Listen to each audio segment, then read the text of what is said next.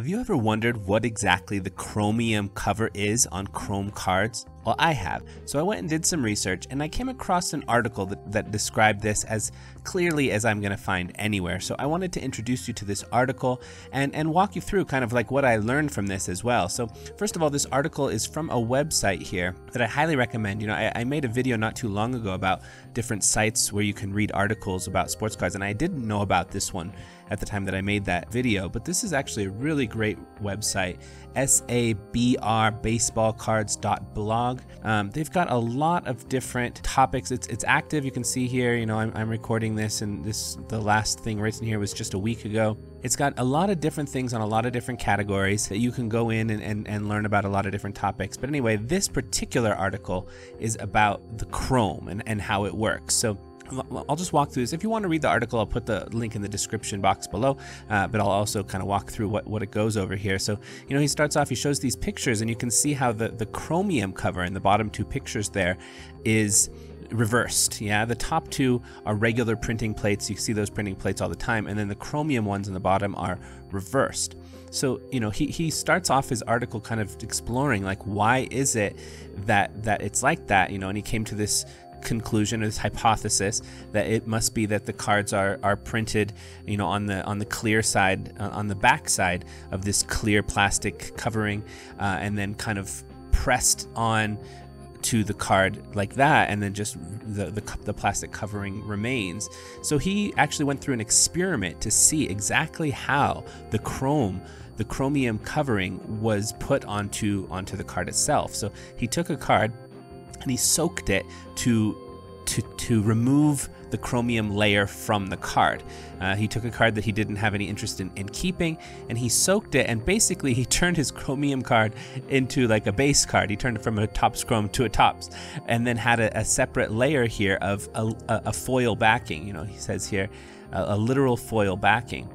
And then he went through a process of sanding the sides to see where the ink was, and to see, you know, if the ink was actually on the outside, you know, the part that's facing you when you're looking at the card, on the chromium part, or if it was on the inside. And he did come to realize that yes, the ink was on the inside. And then he did some more searching and discovered, you know, that there's these patents. So if you look at some of the earlier Finest, you know, where some of their original refractors before even Topps Chrome, when it was Topps Finest, and the refractors used the same technology, they had some patent pending back in the mid 90s.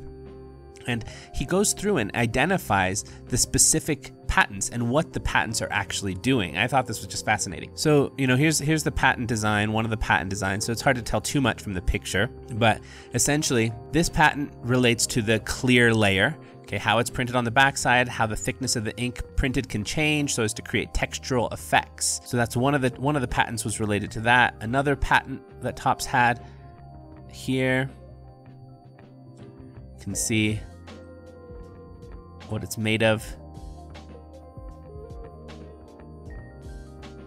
This covers the opaque masking portions of the printed image so that multiple finishes are available after a metallic layer is added to the piece.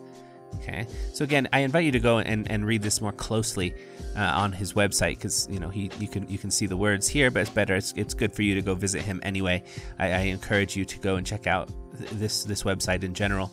So he also mentioned here that, you know, the Upper Deck had some different kinds of patents, but then this one here, the last patent, this one is related to the assembly of the cards. So this specifies the holographic film, and he talks about how and how the two pieces come together. The clear layer and the metallic holographic layer is not just a single sheet. They're two patents kind of that are put together. And then he mentions here, the drawings show in this patent how the ink is located between those two layers, and that confirms his hypothesis. So, and that also confirms why and explains why the chrome printing plates themselves are in reverse order. Also, like, what is the makeup of the chrome layer? So here you can see you have a laminate layer, a spray metallic paint, dip substrate into paint, deposit opaque trace. Okay, so this is part of the process, but also part of the what is the material. And he does talk about that here at the very end. This last two paragraphs here are fascinating, so I'm just going to read them.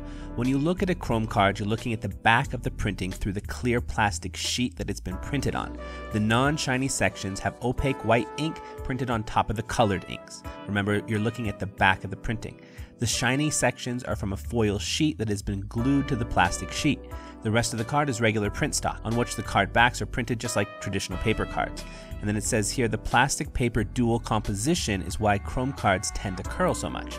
Paper responds to humidity much more than plastic, and so depending on conditions in the Topps plant versus conditions in your home, it will expand or contract a little and result in curling. Fascinating. So again, all the questions I had were answered by this one article, so I didn't have to go into much more research than this one.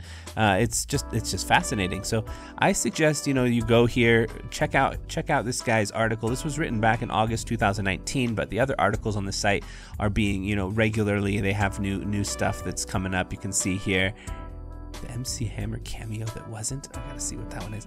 But they read a couple times a month, so I would suggest you come here regularly and check out what they got, because it's really interesting stuff. So anyway, that's it for this video. I hope you enjoyed it.